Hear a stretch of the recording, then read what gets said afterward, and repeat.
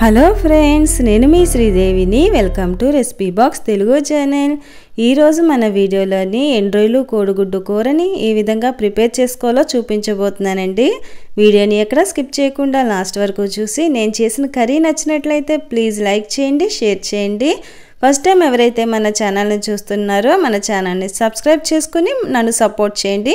మరి లేట్ చేయకుండా వీడియోలోకి వెళ్ళిపోదాం. ఈ కర్రీని ప్రిపేర్ చేసుకోవడం కోసం ఉడికించిన గుడ్లని ఘాట్లు పెట్టి తీసుకోవాలి. ఒక కప్పు ఎండ్రాయిల్ని శుభ్రంగా క్లీన్ చేసి తీసుకోవాలి. ముందుగా స్టవ్ వెలిగించుకొని పాన్ పెట్టుకుని ఆయిల్ యాడ్ చేసుకోవాలి.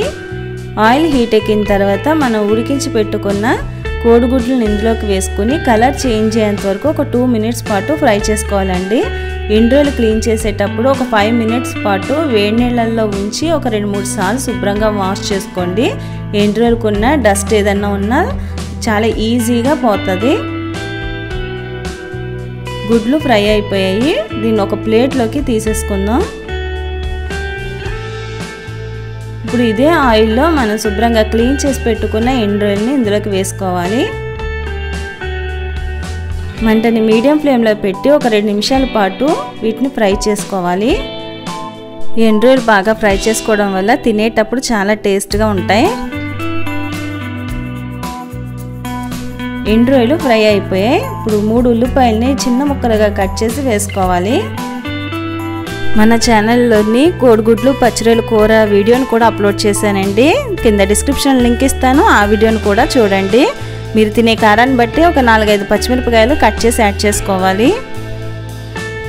దీనిలో ఒక స్పూన్ సాల్ట్ యాడ్ చేసేసుకుని ఒకసారి కలిపేసుకుందాం. దీనివల్ల ఉల్లిపాయలు అనేవి తొందరగా మగ్గిపోతాయండి. మూత పెట్టేసుకుందాం. ఈలోపు ఒక బౌల్లోకి నిమ్మకాయ అంత సైజులో చింతపండు నానబెట్టుకుని ఉంచుకోవాలి.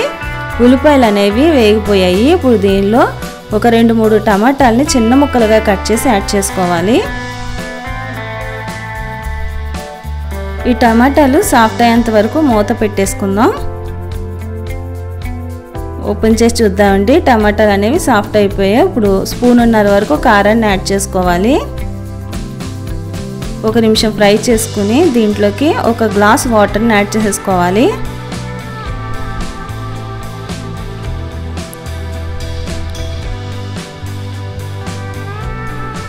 చింతపండు పులుసుని కూడా వేసేసుకోవాలి.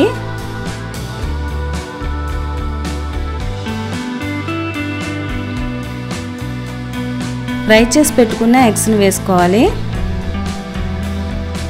ఇలా ఒకసారి కలిపేసుకుని సాల్ట్ అది సరిపోయిందో లేదో ఒకసారి చెక్ చేసుకోండి. మూత పెట్టేసుకొని కుక్ చేసుకోవాలి. మధ్య మధ్యలో మూత ఓపెన్ చేసుకుంటూ కూరను కలుపుకుంటూ ఉండాలి.